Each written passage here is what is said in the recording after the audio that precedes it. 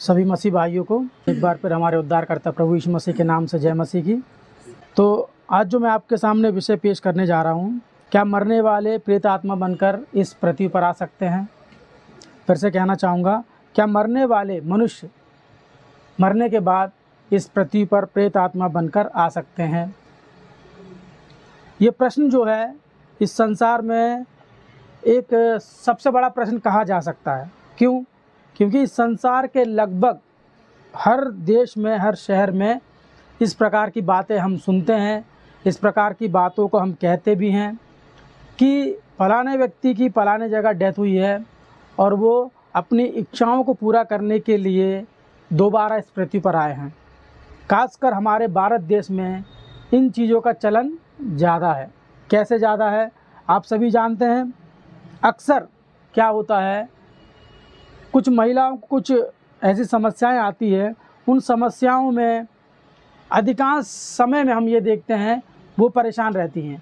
उस परेशानी में जब उनको कुछ ना कुछ सोचने समझने की शक्ति ख़त्म हो जाती है, उस समय कुछ बीमारियों के कारण, वो बीमारी मैं आपको आगे बताऊंगा, उस दशा में वो कुछ बड़बड़ाने लगते हैं, कुछ लोगों के नाम लेने लगते हैं। कुछ लोग मतलब वो लोग जो मर चुके हैं। इस विषय को संसार में अधिकांश लोगों को एक समस्या होती है। क्यों होती है? क्योंकि संसार में सभी लोग ये मानते हैं कि मनुष्य मरने के बाद प्रेतात्मा बनकर घूमता है। ये जनरल सी बात है, सभी कहते हैं। मगर इतनी बड़ी समस्याओं को Bible open university India international वालों ने एक विषय के रूप में बाइबल से इसका आंसर देते हुए, इसका समाधान बताते हुए हमारे बीच में पेश किया है। क्योंकि समाज में ऐसे विषयों की आवश्यकता है। समाज की भी बात की जाए, समाज में अधिकांश लोग पाए जाते हैं जो इन बातों पर विश्वास करते हैं।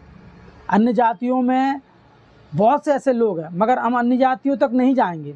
क्योंकि हम मसीह समाज की अगर बात करें, मसीह समाज में सबसे ज़्यादा इन बातों का चलन है।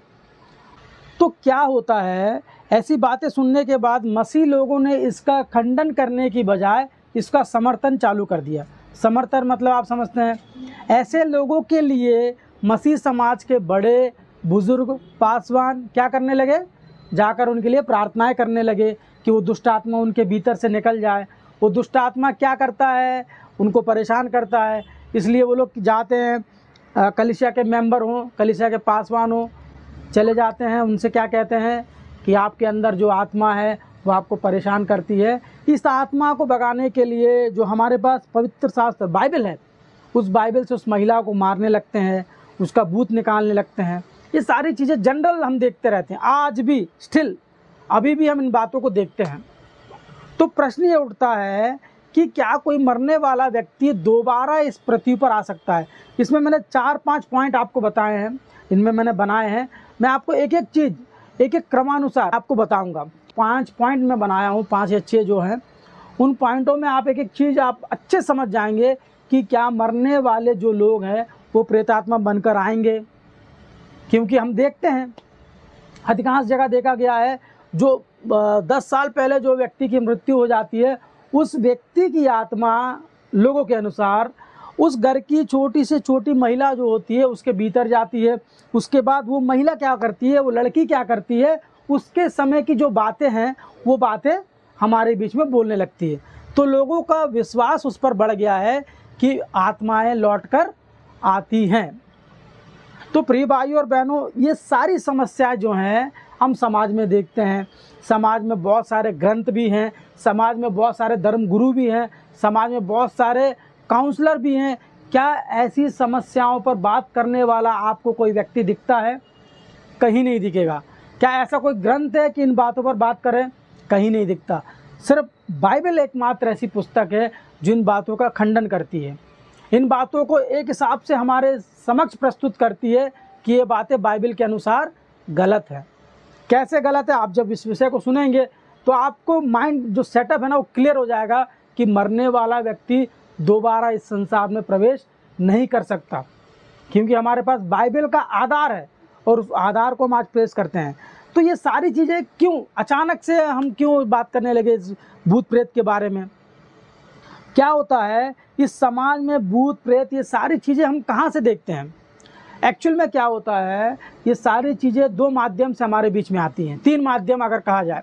पहला माध्यम वो कथा कहानियों से, अधिकांश जो नॉवेल्स लिखे रहते हैं, कुछ ऐसी पुस्तकें हैं जो भूत प्रेत के बारे में लिखी जाती हैं, उन पुस्तकों को पढ़ने के बाद लोगों की मानसिकता उन पर ज़्यादा हो जाती है, लोगों का रुझान बढ़ जाता है, लोग पसंद करने लगते हैं और ऐसी कहानियाँ पढ़ने में ज़्यादा इंटरेस्ट दिखाते हैं। और दूसरा माध्यम क्या है?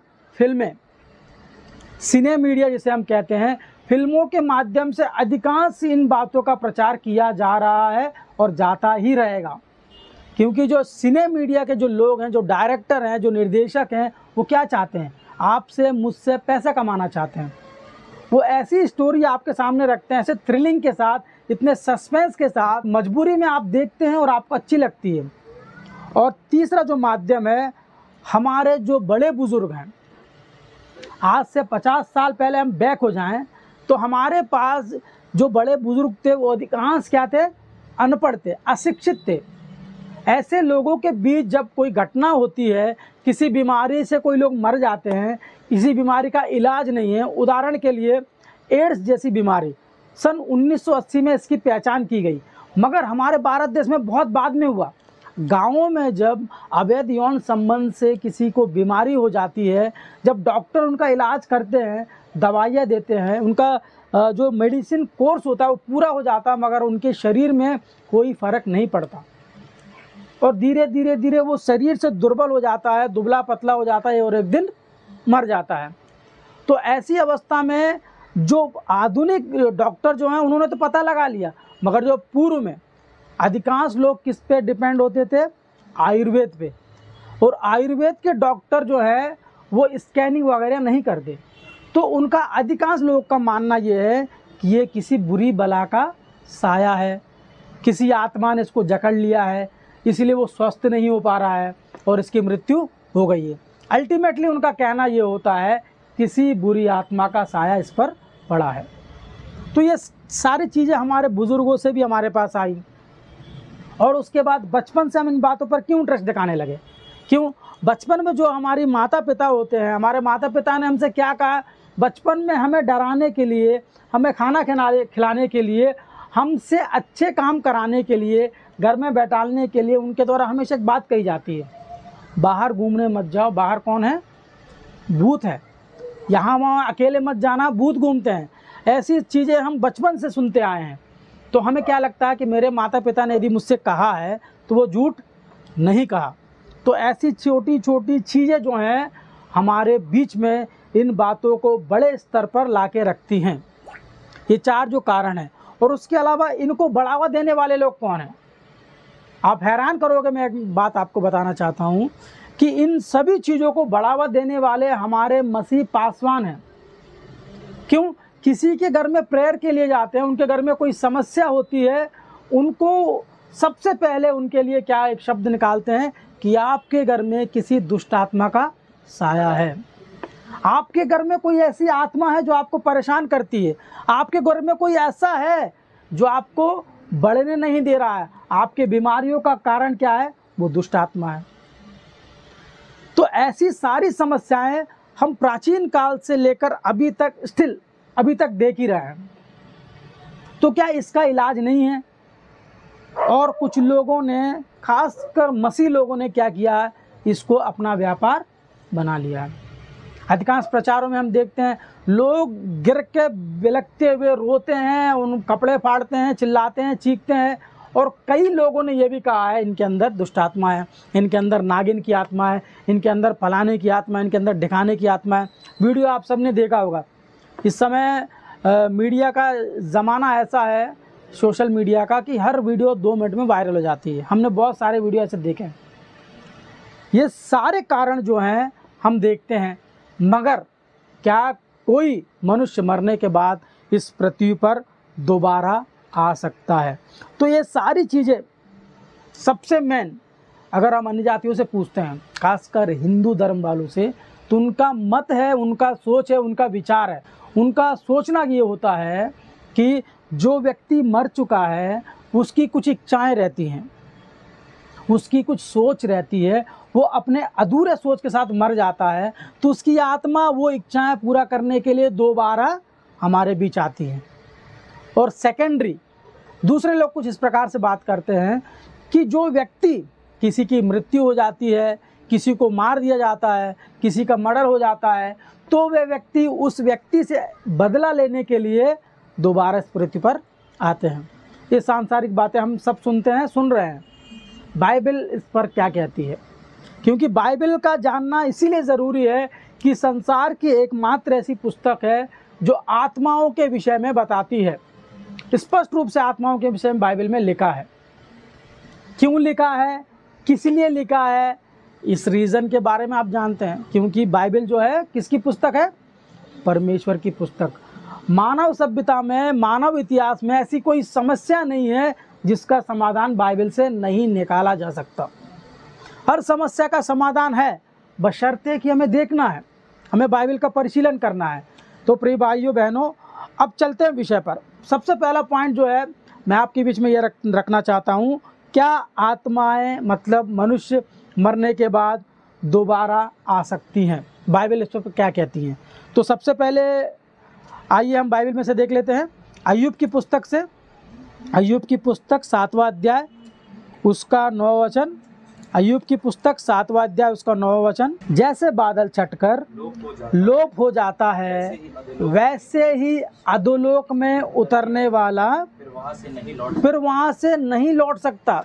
किसके विषय में कहा जा रहा है? फिर से उसी वचन को फिर से पढ़ देते हैं। जैसे बादल छटकर, उदाहरण के लिए क्या बता रहा है? जैसे बादल छटकर लोप हो जाता है, वैसे ही अधोलोक में उतरने वाला फिर वहां से लौट कर नहीं आ सकता। किसके विषय में? एक मनुष्य के विषय में बात हो रही है। जैसे हम बरसात के दिनों में बादल देखते हैं, बादल बरसने के बाद एकदम से लोप हो जाते, गायब हो गए। लोप होने का मतलब गायब हो गए। तो वैसे ही अधोलोक में उतरने वाला फिर वहाँ से नहीं लौट सकता। तो जो व्यक्ति अधोलोक में उतरता है, अधोलोक में उतरने के बाद कोई भी व्यक्ति इस पृथ्वी पर नहीं लौट सकता। बाइबल स्पष्ट रूप से कहती है। तो इस बाइबल में जो बातें को लिखे हैं, जो बातें हमने पढ़ी हैं, इन बातों पर कोई व्यक्ति विश्वास करे चाहे ना करे, मगर मसीह लोगों को मसीह होने के नाते हमें विश्वास करने की आवश्यकता है। जब तक हम इस बात पर विश्वास नहीं करेंगे तो समाज में प्रचार कैसे करेंगे? इस बात का कहने का जो अर्थ है, क्योंकि मसीह लोगों ने ही इस बात पर ज़्यादा जोर दिया है कि आपके घर में कोई दुष्ट आत्मा है, आपके शरीर में कोई दुष्ट आत्मा है, आपके घर में जो बड़े बुजुर्ग मरे हैं उनकी आत्मा आपके अंदर है। ये कौन प्रचार कर रहा है? हमारे प्रचारक। हमारे घर में जो प्रार्थना करने आते हैं वो यही बात हमें बताते हैं कि कोई ना कोई आपके यहाँ है। तो बाइबल कहती है कोई मरने वाला व्यक्ति दोबारा पृथ्वी पर नहीं आ सकता। किसकी बात का विश्वास करें? बाइबल का, जो हमें जीवन का मार्ग दिखाती है, या उस व्यक्ति का जो इस बात को अपना व्यापार बनाकर हमारे बीच में रखता है। क्यों रखता है? क्योंकि उसको बाइबल से कोई मतलब नहीं है। उसको अपनी दुकान चलाना है, उसको अपने क्या करना है? पैसे कमाना है, उसको लोगों के बीच में अपने जगह को स्थापित करना है। तो ऐसे लोगों से हमें क्या करना है? सावधान रहना है। आपको लगता है कि हमारे बीच का प्रचारक है, आपको लगता है कि मेरा रिश्तेदार है, आपको ये भी लग सकता है कि वो जो व्यक्ति है वो मेरे साथ का है, वो क्यों झूठ बोलेगा? मगर शैतान जो अपनी युक्तियां चलता है उसे सब नहीं पहचान पाते। शैतान की युक्तियों को पहचानने के लिए हमें बाइबल का ज्ञान होना आवश्यक है। तो प्रिय भाइयों और बहनों, जो आपने पढ़ा 7:9 में कि वो अधोलोक में उतरने के बाद कोई नहीं लौट सकता, सिर्फ एक वचन से हम क्या करेंगे? सेटिस्फाइड नहीं होंगे। बाइबल में और कहीं लिखा है। हाँ, यिर्मयाह की पुस्तक से देख लेते हैं। यिर्मयाह की पुस्तक 22वां अध्याय उसके 10वें वचन में देखते हैं। यिर्मयाह की पुस्तक 22वां अध्याय उसका 10वां वचन। मरे हुओं के लिए मत रो, उसके लिए विलाप मत करो, उसी के लिए फूट फूट कर रो जो परदेश चला गया है। हाँ, क्योंकि वो लौटकर अपनी जन्मभूमि को फिर कभी देखने ना पाएगा। यानी हमें क्या करना है, जिसके लिए हम रोते हैं उसके लिए रोने की विलाप करने की आवश्यकता नहीं है। उसके लिए रो जो परदेश चला गया, क्योंकि वहाँ से वो कभी नहीं लौट सकता, कभी नहीं लौट सकता। क्योंकि आत्मा जिस दिन इस पृथ्वी को छोड़ती है वो कहाँ जाती है? अधोलोक जाती है। और अधोलोक के लिए क्या लिखा है? वहाँ से कोई नहीं लौट सकता। मैं आपको कुछ उदाहरण भी दूंगा इसमें, क्योंकि बाइबल की बातें हम पढ़ते तो हैं मगर बाइबल की बातों पर विश्वास नहीं करते, पहली चीज़। और बाइबल की बातों का कभी मनन नहीं करते। क्यों बाइबल में इस बात को लिखा गया है, हमारे जीवन में इस बात का क्या उपयोग है, समाज में क्या उपयोग है, ये कभी हम नहीं देखते। हम क्या देखते हैं? सिर्फ अपनी आवश्यकता वाले वचन हम देखते हैं और उन्हीं से हम क्या हैं? खुश हैं। और बाइबल में तीसरा वचन एक और देख लेते हैं इसी पॉइंट के लिए, क्या मनुष्य की आत्मा दोबारा पृथ्वी पर आ सकती है? सबोपदेशक की पुस्तक से, सबोपदेशक की पुस्तक 9वां अध्याय उसका 5 और 6 पढ़ लेते हैं। सबोपदेशक की पुस्तक, क्योंकि जीवते तो इतना जानते हैं कि क्या जानते? इतना जानते हैं कि वे मरेंगे, परंतु मरे वे कुछ भी नहीं जानते और ना उनको बदला मिल सकता है। क्या उनको और बदला मिल सकता है? हाँ, क्योंकि उनका जो स्मरण है इस पृथ्वी पर से मिट गया है। हाँ, उनका प्रेम, उनका बैर, उनकी डाह नष्ट हो चुकी है। और वे जो कुछ सूर्य के नीचे, मतलब पृथ्वी पर सूर्य के नीचे किया जाता है उसमें सदा के लिए उनका और कोई भाग ना होगा। मतलब इस पृथ्वी पर सूर्य के नीचे जो कुछ भी होता है, इसमें लिखा है ना प्रेम, ना उनकी डाह, ना उनका बैर। और उसके बाद लिखा है सूर्य के नीचे होने वाली हर एक घटना, हर एक वो चीज़ जो पृथ्वी पर घटती है उसमें उसका भाग ना होगा। मतलब क्योंकि जिस दिन हम मर जाते हैं हमारी आत्मा अधोलोक में चली जाती है, वहाँ से कभी नहीं लौट सकती। पृथ्वी पर उसका कोई भाग ही नहीं है। और मगर लोग क्या कहते हैं? अपनी बेटी के लिए, शादी के लिए, लड़का ढूंढने के लिए पिता ने क्या किया? किसी के शरीर में प्रवेश किया। अपने घर के लोगों को दुख देखकर वो पिता ने क्या किया? किसी और के शरीर में प्रवेश किया, उनसे बातें की। ऐसी बातें आज भी हम सुनते हैं कि नहीं? क्योंकि लोगों ने इसको अपना व्यापार बना लिया है। आज किसी के घर में कोई समस्या आती है, हम किसी पासवान को बुलाते हैं इस भरोसे से, इस विश्वास से कि इनकी प्रार्थना से मेरी समस्याएं कम हो जाएंगी। मगर वो पासवान आता है, वो प्रचारक आता है, आपके घर में प्रार्थना करता है, जाते जाते एक शब्द बोल के जाता है कि आपके घर में दुष्ट आत्मा का साया है। जितनी समस्या हमारे अंदर थी वो समस्याएं चौगुनी हो जाती हैं और हमारी सोच वहाँ से डाइवर्ट होकर कहाँ जाती है? हमारे अंदर दुष्ट आत्मा है, हमारे घर में दुष्ट आत्मा है, हम कैसे जिए, इसलिए हमारी समस्याएं कम नहीं हो रही है। ये सारी चीज़ों में वो क्या हो जाता है? छिन्न भिन्न हो जाता है। तो प्रिय भाइयों और बहनों, जब कभी आपके घर में कोई पासवान आता है उसको परखने का एक ही तरीका है, वो आपको कैसे ट्रीट करता है, किस बातों से आपको आगे ले जाता है।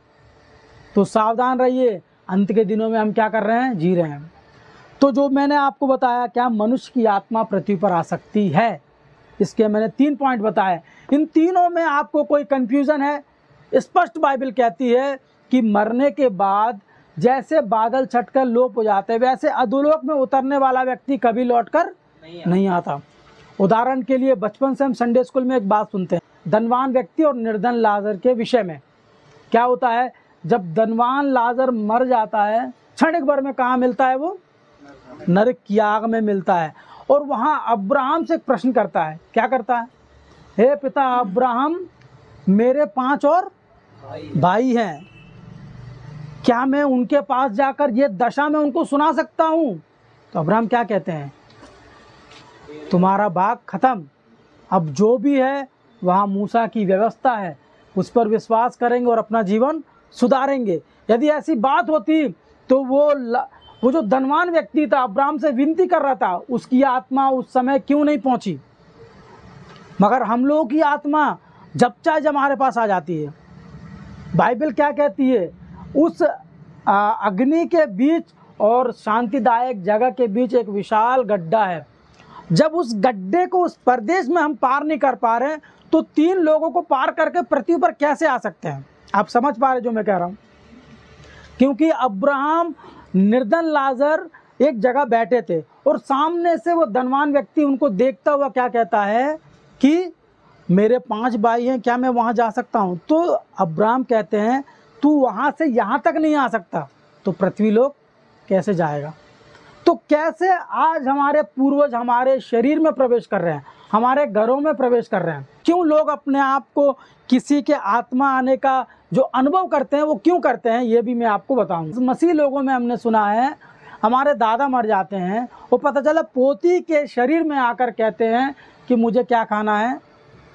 मटन खाना है, मुझे पान खाना है, मैंने वहाँ कुछ रखा था, मेरे मरने के बाद तुमने मेरे समाधि पर वो नहीं लाए। ये सारी चीज़ कहते हैं। हमको लगता है यार वो एक्चुअल में ऐसी ही बातें करता है जो बच्ची कर रही है, और लोग अचंभा खा जाते हैं कि यार ये 12 साल की लड़की है और 10 साल पहले उसकी मृत्यु है, कैसे ये जानता है? ये सारी बातें हम न्यूज़ में भी सुनते हैं।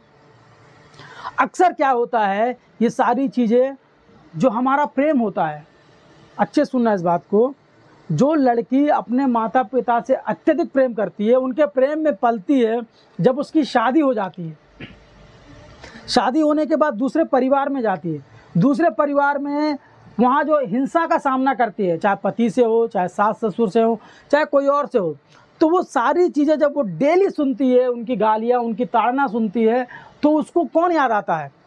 अपना पुराना जीवन याद आता है। कैसे मैं अपने माता पिता के साथ किस तरह से रही हूँ, कैसे उन लोगों ने मुझसे प्रेम किया है। अब उनके मरने के बाद उनको याद करते करते करते करते बिना खाए बिना पिए जब आप एक ही बात को रट लगाते हैं, एक ही बात सोचते रहते हैं, बिना खाए बिना पिए, रोते हुए बिना सोए, वही बात क्या होता है, एक समय ऐसा आता है जो आपकी यादें हैं ना, वो आपके ऊपर हावी हो जाती हैं और आप किसकी तरह बात करने लगते हैं? वही सारी बात जो आपके माता पिता जो गुजर चुके हैं, मर चुके हैं, उनकी सारी अच्छी बातें आपके माइंड में होती है। जब उन बातों को आप बार बार याद करते हैं तो वो बातें, एक समय ऐसा आता है कि वो बातें आपको दोहराने लगते हैं। और लोग क्या कहते हैं, उनकी माँ ने उनके शरीर में प्रवेश किया है। गलत बात है। इसी बात को एक आधुनिक विज्ञान में एक बीमारी के रूप में बताया गया है। उसी बीमारियों का नाम स्किज़ोफ्रेनिया है। आप कभी गूगल में सर्च करना, स्किज़ोफ्रेनिया के लक्षण क्या हैं? दिमाग की जो सोच है वो अपनी क्या हो जाती है, मंद हो जाती है। कारण क्या है? हम खाते पीते नहीं हैं, अधिकांश स्ट्रेस में रहते हैं, अधिकांश समय दुख में बिताते हैं, अधिकांश समय रोते रहते हैं। तो ऐसे समय में क्या होता है, उस बीमारी के लक्षण हमारे शरीर में आने लगते हैं। जब ये बीमारी हमारे अंदर आती है तो हम क्या हो जाते हैं, सोचने समझने की शक्ति हमारी समाप्त हो जाती है। इन्हीं लक्षणों के कारण हमारे मनों में जो अच्छी अच्छी बातें हमारे छोटे दिमाग में जो स्टोर रहती हैं, उनको हम रिपीट करते हैं, क्योंकि उस दुख के समय में हमें साथ देने के लिए, हमें सहारा देने के लिए वही बातें बची हैं। जब उन बातों को हम बार बार रिपीट करते हैं तो एक समय ऐसा आता है, उन्हीं बातों को हमारे मुंह से हम निकालने लगते हैं और लोग कहते हैं कि इनको इनके दादाजी आ गए, इनकी मम्मी जी आ गई। तो ये एक बीमारी है और इसी प्रकार की एक बीमारी है, इसी से मिलती जुलती हिस्टीरिया नामक एक बीमारी है। ये भी एक मानसिक रोग है। मानसिक रोग अधिकांश लोग के साथ होता है। और आपने कभी देखा है किसी पुरुष में ये लक्षण पाए जाते हैं? नहीं। आपने कभी सुना है किसी लड़के को या आदमी को किसी की आत्मा ने अपने वश में किया है? नहीं सुना। अधिकांश इस समस्या में कौन होता है? महिलाएं होती है। महिलाओं को ही क्यों कोई आत्मा पकड़ लेता है, पुरुषों को क्यों नहीं? क्योंकि महिलाएं जो होती है शारीरिक मानसिक रूप से क्या होती हैं, कमज़ोर होती है, बहुत सेंसिटिव होती हैं। तो ऐसी महिलाएं अधिकांश इस समस्या में पड़ जाती है। और एक और दूसरा कारण भी है, कभी आप देखना गांव में जो अशिक्षित लोग होते हैं, जिन्होंने कभी पढ़ाई नहीं की, जिन्होंने कभी स्कूल का मुंह नहीं देखा, अधिकांश लोग वो गांव की कथा कहानियों को सुनते हुए बड़े हुए हैं। जैसा उन्होंने सुना है ना, वो सारी चीज़ उनके माइंड में स्टोर हो जाती हैं। और क्या होता है, उस कहानी में जो घटनाएं घटती है वो घटनाएं से सिमिलर एक्ट इसके जीवन में दिखाई देते हैं। तो क्या होता है, वो उस घटना को याद करते हैं। ठीक उसी प्रकार उसके साथ भी हुआ था। उसकी मम्मी उसके मन में आई थी, उसके शरीर में आई थी, वैसे मेरी माँ भी मेरे शरीर में आती है। उसकी माँ को याद करने लगते हैं। इसी प्रकार से लोग क्या हो जाते हैं, उस पर लिप्त हो जाते हैं। कोई आत्मा किसी के शरीर में प्रवेश नहीं कर सकती, मनुष्य की आत्मा। क्लियर है? क्योंकि बाइबल का नॉलेज आज तक किसी के पास नहीं है। सिर्फ हमने बाइबल को पकड़ा पर है, मगर बाइबल पर पकड़ नहीं बनाई है। खासकर मसीह लोग, मैं अन्य जातियों की बात नहीं करना चाहता, क्योंकि अन्य जाति तो बहुत दूर है हमसे। बाइबल जो प्रतिदिन पढ़ते हैं उनकी स्थिति इतनी खराब है। तो ये दूसरा पॉइंट जो है, उनके शरीर में कौन आ रहा है, कौन जा रहा है, ये है कारण। अब तीसरा जो पॉइंट है, आपके मन में भी प्रश्न उठता है, हमारे मन में प्रश्न उठता है, तो पहली शताब्दी में जिन लोगों पर आत्माएं आई थी, दुष्ट आत्माएं थी, वो कौन थी? आई थी ना, हम पढ़ते हैं ना, यीशु मसीह ने निकाला, पौलुस ने निकाला, शिष्यों ने निकाला। ये सारी चीज़ें हम देखते हैं तो कि ये सारी चीज़ें गलत हैं? गलत नहीं है। पहली शताब्दी में यीशु मसीह के समय में, शिष्यों के समय में कुछ दुष्ट आत्माओं ने क्या किया? लोगों पर वास किया, लोगों के शरीर में प्रवेश किया। लूका रचित सुसमाचार उसका 13वां अध्याय उसके 16वें वचन में, लूका रचित सुसमाचार 13वां अध्याय 16वां वचन। तो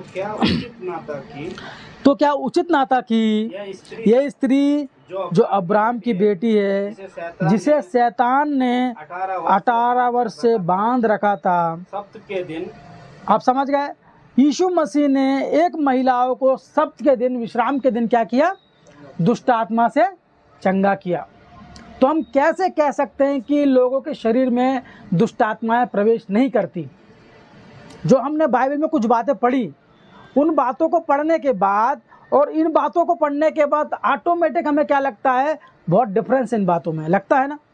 क्योंकि एक जगह कह रहा है कि कोई आत्मा दोबारा पृथ्वी पर नहीं आ सकती, मगर जो आत्मा इनके अंदर घुसी वो कौन है? क्या यहाँ कहीं लिखा है जो दुष्ट आत्मा इस महिला के अंदर घुसी थी वो किसी मनुष्य की आत्मा थी? बाइबल आप पढ़ लीजिए, पूरा अध्याय 13वां अध्याय पढ़ लीजिए, कहीं पर भी ये नहीं लिखा मिलेगा कि उस स्त्री के अंदर जो दुष्ट आत्मा 18 वर्ष से थी वो किसी मनुष्य की आत्मा थी या नहीं। बाइबल कहती है नहीं, वो एक दुष्ट आत्मा थी। दुष्ट आत्मा कौन है वो भी मैं बताऊंगा आपको। और एक और उदाहरण देख लेते हैं, प्रेरितों के काम 19वां अध्याय उसका 12वां वचन। प्रेरितों के काम 19वां अध्याय उसका 12वां वचन। यहाँ तक कि रुमाल और अंगोछे उसकी देह से स्पर्श कराकर बीमारियों पर और डालते थे और उनकी बीमारी ठीक हो जाती थी। हाँ, और दुष्ट आत्माएं भी निकल जाती थी। ये पौलुस के विषय में बताया जा रहा है। पौलुस का अंगोछा, उनके जिस्म का कोई कपड़ा यदि किसी दुष्ट आत्मा वाले व्यक्ति पर रखते हैं तो क्या होता है? वो दुष्ट आत्मा वहाँ से निकल जाती है। तो ये दो रेफरेंस पढ़ने के बाद हमारे माइंड में एक बात स्ट्राइक करती है कि दुष्ट आत्माएं किसी के शरीर में जाती तो थी, क्योंकि बाइबल कहती है, मगर वो दुष्ट आत्माएं कौन थी? यही प्रश्न उठता है ना। हम कहते हैं कि कोई व्यक्ति के शरीर में कोई आत्मा प्रवेश नहीं करता। अभी तक पहले पॉइंट और दूसरे पॉइंट में हमने यही प्रचार किया, यही आपको बताया। मगर तीसरे पॉइंट में हम देखते हैं पहली शताब्दी में यीशु मसीह के समय भी एक दुष्ट आत्मा एक महिला के अंदर जाती है, और उसके बाद पौलुस के समय एक दुष्ट आत्मा को पौलुस ने निकाला है। दो उदाहरण मैंने आपको बताया। इन दोनों उदाहरण को पढ़ने के बाद हमें क्या लगता है कि दुष्ट आत्माएं तो थी। हमने जो पहले पढ़ा है वो मनुष्य की आत्माओं के विषय में पढ़ा है। अब जो यहाँ लिखी हैं, क्या वो मनुष्य की आत्माएं थी? कहीं आपको ऐसा नहीं मिलेगा कि जो दुष्ट आत्माएं पौलुस ने निकाली, जो दुष्ट आत्माएं यीशु मसीह ने निकाली, जो दुष्ट आत्माएं शिष्यों ने निकाली, वो किसी मनुष्य की आत्मा नहीं थी। सारे उदाहरण आप पढ़ सकते हैं। अब चलते हैं चौथे पॉइंट पे। पहली शताब्दी में उनके अंदर जो प्रवेश करती थी, क्या वो मनुष्य की आत्माएं थी? उदाहरण के लिए कुछ 2-3 बातें देख लेते हैं। शमूएल की पहली पुस्तक उसका 16वां अध्याय उसका 14वां वचन। शमूएल की पहली पुस्तक उसका 16वां अध्याय उसका 14वां वचन। हाँ, यहोवा का आत्मा सौल पर से उठ गया और यहोवा की ओर से एक दुष्ट आत्मा उसे घबराने लगा। किसकी ओर से? अच्छे से पढ़ना है इसको। यहोवा का आत्मा साउल पर से उठ गया। पहली चीज, साउल का जो अभिषेक यहोवा ने किया था शमूएल के माध्यम से, उस पर से यहोवा की आत्मा उठ जाती है। और सेकंड स्टेप क्या है, और यहोवा की ओर से एक दुष्ट आत्मा उसे क्या करने लगा, घबराने लगा। अब यहाँ एक प्रश्न उठता है, क्या दुष्ट आत्माएं यहोवा की ओर से आती हैं? स्पष्ट लिखा है ना, यहोवा की ओर से एक दुष्ट आत्मा साउल को क्या करने लगा, घबराने लगा। तो एक प्रश्न हमारे माइंड में आना चाहिए कि यार दुष्ट आत्माएं यहोवा की ओर से क्यों आ रही हैं? कभी आपने सोचा? दुष्ट आत्माओं को तो यहोवा के सेवकों ने निकाला है, मगर यहाँ क्या पढ़ते हैं कि एक दुष्ट आत्मा यहोवा की ओर से किस पे आया, साउल पे आया, इज़राइल का पहला राजा। तो इसका मतलब कहीं ना कहीं दुष्ट आत्माएं जो थी यहोवा की ओर से आना, मतलब यहोवा से पूछकर, यहोवा की आज्ञा पाकर एक दुष्ट आत्मा साउल पर उतरता है। ठीक है, तो अब चलते हैं, यदि ये दुष्ट आत्मा मनुष्य की आत्मा होती तो बाइबल में एक रेफरेंस अब जब पढ़ते हैं, यीशु मसीह ने कहा है, क्या कहा है, कोई स्वर्ग से नहीं उतरा, केवल वही जो स्वर्ग से आया, है ना। स्वर्ग पर कोई नहीं चढ़ा सिवाय यीशु मसीह के। अगर कोई मनुष्य स्वर्ग पर नहीं चढ़ा तो ये दुष्ट आत्मा जो थी वो मनुष्य की आत्मा नहीं हो सकती। तो कौन है ये आत्मा, कौन है? प्रश्न उठता है ना। ये दुष्ट आत्मा जो थी मनुष्य की आत्मा नहीं थी, क्योंकि स्वर्ग तक कोई मनुष्य जा ही नहीं सकता। परमेश्वर पिता के बाद जो कोई मनुष्य नहीं जा सकता, तो वहाँ दुष्ट आत्मा कौन है? इसका अर्थ सीधा सीधा हम कह सकते हैं कि वो मनुष्य की आत्मा नहीं थी। कोई आत्मा परमेश्वर की ओर से आता है, आया है, साउल को परेशान कर रहा है। और ऐसे ही एक और उदाहरण बाइबल में से देख लेते हैं, अय्यूब की पुस्तक से। अय्यूब की पुस्तक उसका पहला अध्याय, संदर्भ आपको पता है, हमने बचपन से पढ़ा है उस वचन को। अय्यूब की पुस्तक पहला अध्याय उसका 12वां वचन पढ़ लेते हैं। यहोवा ने शैतान से कहा, सुन, जो कुछ उसका है वे सब तेरे हाथ में है, केवल उसके शरीर पर हाथ ना लगाना। तब कहाँ से? तब शैतान यहोवा के सामने से चला गया। यहोवा के सामने मतलब क्या यहोवा स्वर्ग पे थे और शैतान अधोलोक में है, तो क्या आमने सामने हो सकते हैं? सिंपल सी बात है। यानी यहोवा के भवन में उनकी सभा में कौन गया? जब पहले से पढ़ते हैं कुछ वचन मैं आपको पढ़ के सुना देता हूँ, कहाँ से, 6वें से, है ना। एक दिन यहोवा परमेश्वर के पुत्र उसके सामने उपस्थित हुए और उसके बीच कौन आया? उसके बीच यानी उनकी सभा में शैतान आया। और यहोवा ने शैतान से पूछा, तू कहाँ से आता है? शैतान ने यहोवा को उत्तर दिया, पृथ्वी पर इधर उधर घूमते फिरते डोलते डालते आया हूँ। तब यहोवा ने क्या कहा? यहोवा ने शैतान से पूछा, क्या तू मेरे दास अय्यूब के विषय में ध्यान दिया? कभी तूने उसको देखा? कभी तूने उस पर गौर किया? क्योंकि उसके तुल्य खरा और सीधा और मेरा भय मानने वाला मुझे कोई दिखता ही नहीं है उसके जैसा खरा व्यक्ति। तो शैतान को अय्यूब के पास भेजने वाला कौन है? यहोवा परमेश्वर पिता ने शैतान को अय्यूब के पास भेजा। और कंडीशन क्या थी? कि तू उसके प्राणों को छोड़कर उसके साथ तू जो चाहे वो कर सकता है। इसका अर्थ ये है कि शैतान जो दुष्ट आत्माएं हैं वो किसकी ओर से आती हैं? यहोवा के ओर से आने का मतलब यही है कि यहोवा की परमिशन लेते हैं। किसी इंसान पर अटैक करने के लिए, उसके शरीर पे कब्जा करने के लिए यहोवा की अनुमति ज़रूरी है, क्योंकि यहोवा के बिना अनुमति के कोई दुष्ट आत्मा मनुष्य पर क्या नहीं कर सकती? उस पर चढ़ नहीं सकती, उस पर वास नहीं कर सकती, उसके शरीर में प्रवेश नहीं कर सकती। तो जो दुष्ट आत्माएं हम पहली शताब्दी में देखते हैं वो कौन है? शैतान की ओर से हैं, मगर किसकी आज्ञा पर है? यहोवा की आज्ञा पर है। कैसे हम कह सकते हैं? इफिसियों में लिखा है 6वें अध्याय उसके 12वें वचन में, इफिसियों की पत्री 6वां अध्याय उसका 12वां वचन, क्योंकि हमारा यह मलयुद्ध लहू और मांस से नहीं परंतु प्रधानों से और अधिकारियों से है, इस संसार के अंधकार के हाकिमों से और उस दुष्ट आत्माओं की आत्मिक सेनाओं से जो आकाश में है। यानी जो दुष्ट आत्माएं आकाश में है वो यहोवा से, परमेश्वर पिता से परमिशन लेती हैं, तब जाके किसी मनुष्य पर आती हैं। और ये दुष्ट आत्मा जो है कब तक आई? क्योंकि एक प्रश्न बीच में 2-3 साल पहले हमारा एक बाइबल प्रश्नोत्तर करके ग्रुप था, उस ग्रुप में इस प्रश्न को उठाया गया कि क्या कोई मनुष्य मरने के बाद दोबारा इस पृथ्वी पर आ सकता है, किसी के शरीर में प्रवेश कर सकता है? उस पर बहुत लंबी बहस चली। तो सामने वाले व्यक्ति ने क्या कहा, जो पहली शताब्दी में जो दुष्ट आत्माएं थी, जो हमने पढ़ा, जो स्वर्गदूत थे जो दुष्ट आत्माएं के रूप में बन गए थे, वही दुष्ट आत्माएं आज हमारे शरीरों में प्रवेश करती हैं। है, इसका भी चांस है। अगर देखा जाए तो इसको हम डिनाई नहीं कर सकते। क्यों? क्योंकि पहली शताब्दी में जो दुष्ट आत्माएं उन पर थी, क्या वो इस समय नहीं हो सकती? उसका कहना है। जो बाइबल डिबेट हुआ था, जो बाइबल प्रश्नोत्तरी ग्रुप में, उसमें यही डिबेट था। हमने कहा कि कोई मनुष्य की आत्मा शरीर में प्रवेश नहीं कर सकती, तो उसने कहा मनुष्य की आत्मा नहीं थी, वो दुष्ट आत्माएं थी, जिस प्रकार पहली शताब्दी में लोगों के अंदर आई थी। तो इसका क्या जवाब है हमारे पास? पहली शताब्दी में क्यों आई? अगला जो हमारा पॉइंट है, जो दुष्ट आत्माएं थी वो पहली शताब्दी में लोगों पर क्यों आई? कारण क्या है? कारण कुछ अच्छी अच्छी बातें हैं, वो हम देख लेते हैं। सबसे पहले, जो दुष्ट आत्माएं थी वो यहाँ आ सकती है या नहीं, और क्यों नहीं आ सकती, हम अगले में बात करेंगे।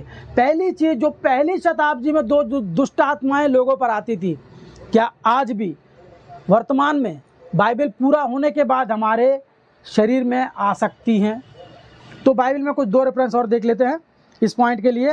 प्रेरितों के काम उसका 19वां अध्याय, प्रेरितों के काम 19वां अध्याय उसके 15 एवं 16 में पढ़ लेते हैं। प्रेरितों के काम 19वां अध्याय। पर दुष्ट आत्मा ने उनको उत्तर दिया। हाँ, पर दुष्ट आत्मा ने उनको उत्तर दिया, यीशु को मैं जानती हूँ। किसको?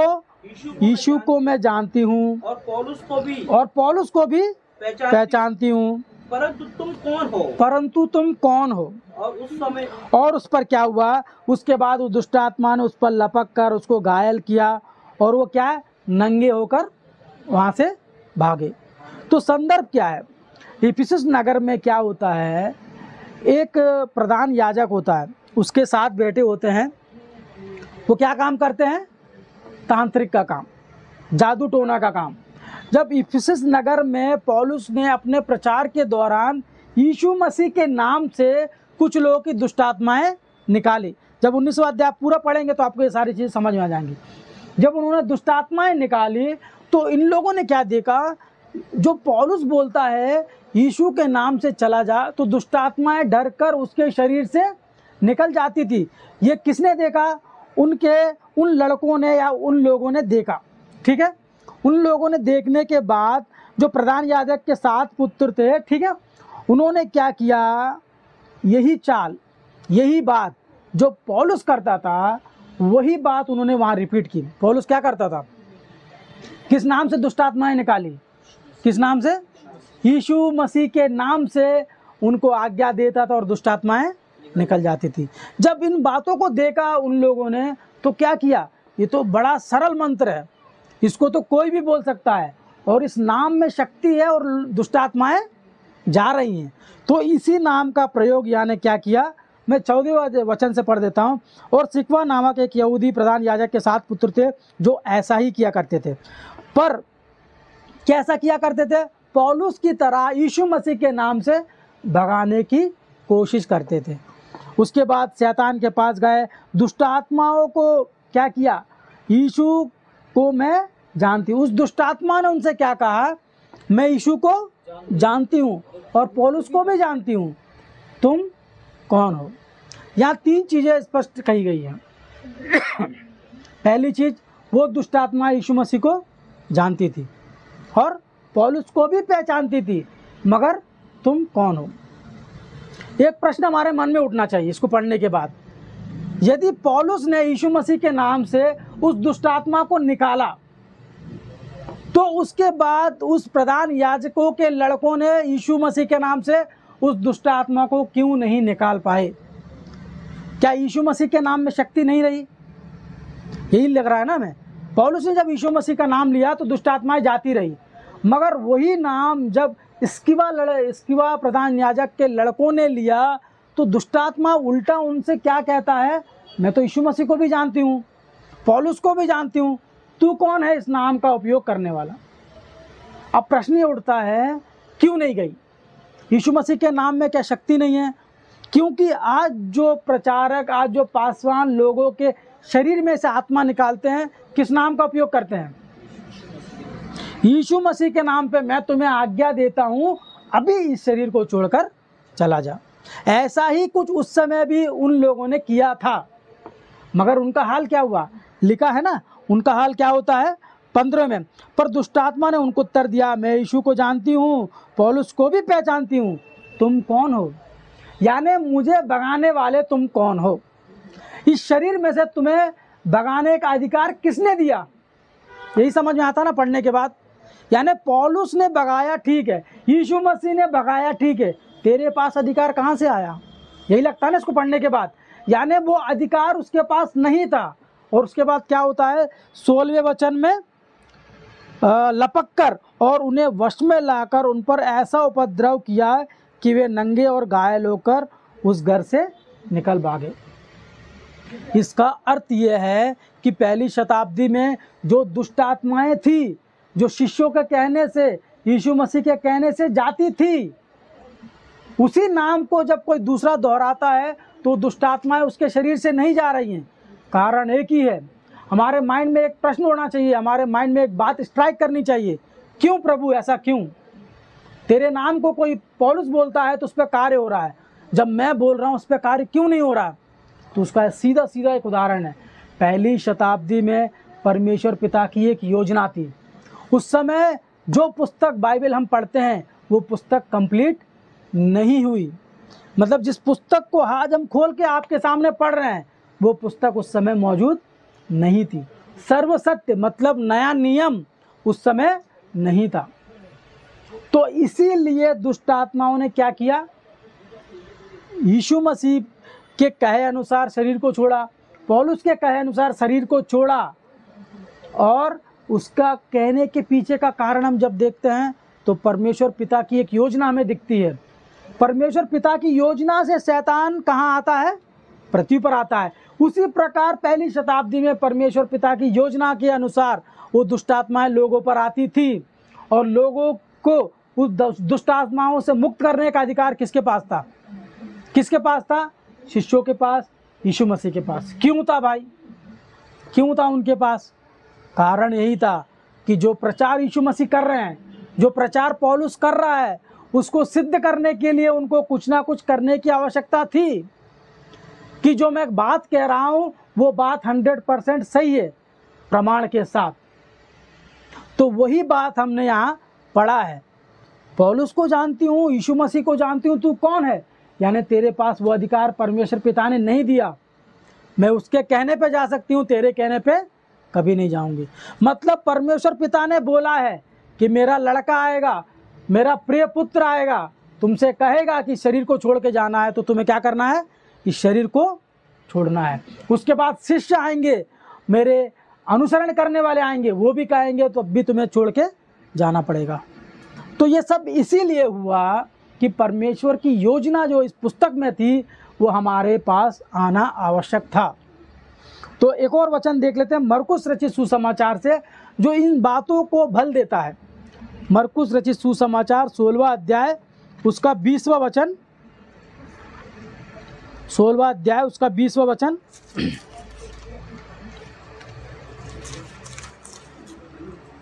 और उन्होंने निकलकर, हाँ, और उन्होंने निकलकर, कौन वो लोग थे? शिष्यों की बात कर, प्रेरितों की बात की जा रही है। और उन्होंने निकलकर हर जगह प्रचार किया और प्रभु उनके साथ काम करता रहा और उन चिन्हों के द्वारा जो साथ साथ होते थे वचन को दृढ़ करते रहा। यह 3 बातें हमको पढ़ने में मिलती है। पहली चीज, उन चिन्हों के द्वारा जो साथ साथ होते थे। किसके साथ साथ होते थे? शिष्यों के साथ नहीं। साथ साथ होने का मतलब प्रचार के साथ साथ। जो शिष्यों ने प्रचार किया उसके साथ साथ वो चिन्ह, वो आश्चर्य कर्म होते थे। क्यों होते थे? मैंने कहा भारत की राजधानी दिल्ली है, मेरा विश्वास आप करने के लिए मैं क्या करता हूँ, एक अद्भुत चिन्ह दिखाता हूँ। तब लोगों ने क्या किया? उस पर विश्वास किया। आगे ही लिखा है ना, साथ साथ होते थे और वचन को क्या दृढ़ करते रहे, प्रूव करते रहे कि यही जो हम कह रहे हैं सत्य है, यही वचन जो मैं कह रहा हूँ सत्य है। क्यों सत्य है? क्योंकि 4 दिन के लाजर को मैंने जिलाया है। पौलुस ने उस बिल्डिंग से गिरे व्यक्ति को क्या किया है? जीवित किया है। क्यों जीवित किया है? उनके द्वारा कहा गया वचन सत्य है, इसको प्रूव करने के लिए। क्योंकि उस समय बाइबल खोलकर वो प्रचार नहीं कर सकते थे, क्योंकि बाइबल उनके पास नहीं थी। तो ऐसी स्थिति में परमेश्वर पिता ने ऐसे शक्तियाँ उनको दी, ऐसे दुष्ट आत्मा को भगाने का पावर उनको दिया। तभी क्या होता है, 20वें वचन में लिखा है, और उन्होंने निकलकर जगह जगह प्रचार किया और प्रभु उनके साथ काम करता रहा और उन चिन्हों के द्वारा जो साथ साथ होते थे, वचन को दृढ़ करता रहा। जो हम प्रचार कर रहे हैं उसको दृढ़ करने के लिए परमेश्वर पिता ने पहली शताब्दी में ये सारे अद्भुत काम किए थे, कराए थे। अब प्रश्न ये उठता है, क्या शैतान अब भी है? क्या शैतान आज भी हम पर, जो प्रश्न हमने किया था, जो प्रश्न हमने सुना था जो 2 साल पहले, कि पहली शताब्दी में जो आत्माएं उन पर थी वही आत्माएं आज हम पर भी आती हैं। वो एक मसीह भाई है, आप सभी जानते भी होंगे, नाम नहीं लेना चाहता। उनके परिवार में ऐसी घटनाएं हुई हैं, तो वो इस घटना को हमारे बीच में रखता भी है। कहता, भैया मैं मानता हूँ कि कोई मरने वाला नहीं आता, मगर दुष्ट आत्मा जो पहली शताब्दी में थी वो तो आती है, वो आएंगी, वो आई है।